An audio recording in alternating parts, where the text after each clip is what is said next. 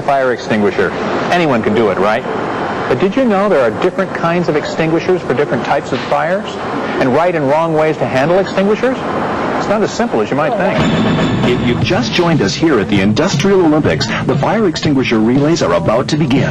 It's a showdown between shipping and the Human Development Department, and what a show it'll be. But this relay is not just about speed, Chris. Each contestant is judged on several things: assessing the fire and choosing the right extinguisher to put it out, extinguisher handling, and spray style. Looks like they're getting ready to start. That's right, Jim. The green team is looking cool, calm, and collected, very confident, while the blue team, always extra careful, is checking out the extinguishers, looking them over to make sure they're fully charged and recently inspected. Are you ready, blue team? Green team, are you ready? Let's go. Okay, on your mark, get set. And they're off.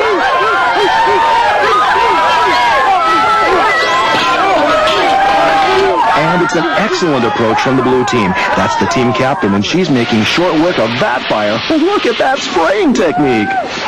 Oh, but the green team is having trouble. I don't think they chose the right fire extinguisher at all. And they're having a lot of trouble handling the extinguisher. That's a decisive win for the blue team, and what a beautiful sight that was, Jim. No, not cool at all. What happened? Oh, I don't know what it is. Well, there were plenty of movies. Why didn't you just grab one of them? 5 of them. I don't know which one of you. Well, grab any of them. You could have... Let's take another look, Chris.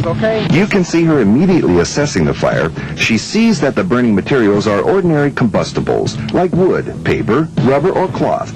So she knows a solution with a lot of water is going to be the best choice for this fire.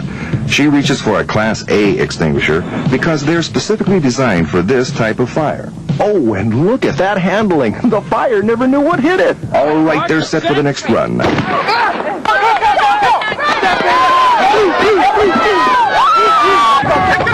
The green team has a great approach, and they've chosen the right extinguisher. But the execution is all wrong. The blue team is in great form, though. In fact, they have their fire under control already.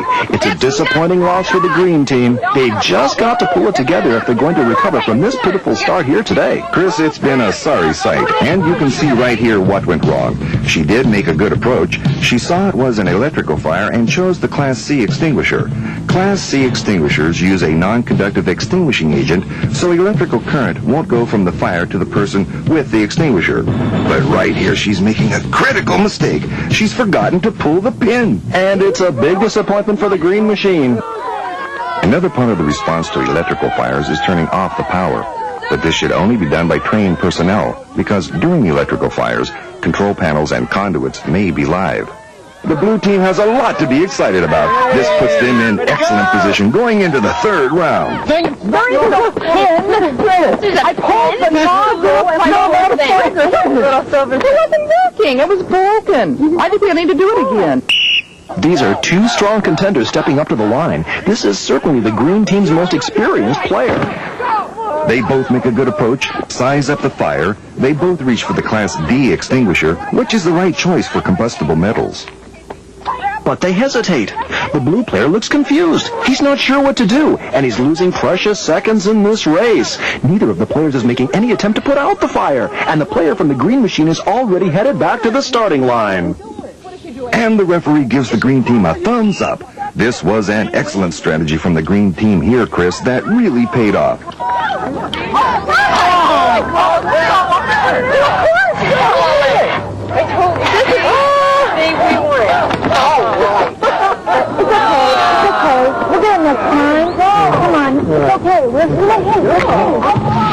Look at this thoughtful approach. She looks at the extinguishers, finds the Class D extinguisher, realizes she doesn't know enough about the specific types of metal in the fire, and she doesn't know if the agent in the extinguisher is the right one for those particular metals. She immediately calls for emergency assistance. And emergency assistance she got. An excellent decision from the player in green. For the final round, the teams pick their strongest player, then points are tallied. On a count of 3. 1, 2, 3. Let's go. Blue team, you're ready. Green team, are you ready? Yes. And they're up. Once again, it's a strong approach by both teams. They're sizing up the fires. They're flammable liquid fires, so they're both reaching for the Class B extinguishers to smother the flames. They're neck and neck as they attack the fires. And, oh, what classic technique from the player in blue. He already has his fire under control and is headed back to the line. The green team has a problem here. Extinguisher handling is just not at its best, and she's having trouble with the fire. Let's take another look at the player in blue. Again, he makes an excellent approach, chooses the Class B extinguisher for the flammable liquid fire. And this is beautiful. He pulls the pin, aims the extinguisher, squeezes the trigger, and sweeps from side to side. That's the classic pass technique. Pull the pin, aim the extinguisher, squeeze, and sweep back and forth. It's a decisive victory for the team in blue. Now let's go on the field to ask the captain of the blue team about her secret for success. We had a little bit of trouble with the Class B, with the combustible metals.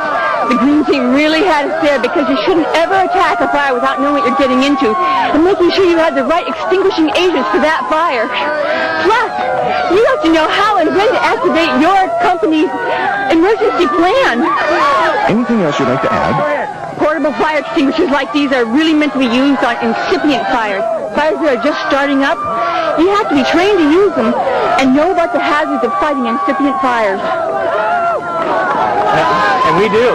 Yeah. Thank you, Michelle. Thanks, Chris. Now it's on to our next event, synchronized welding competition.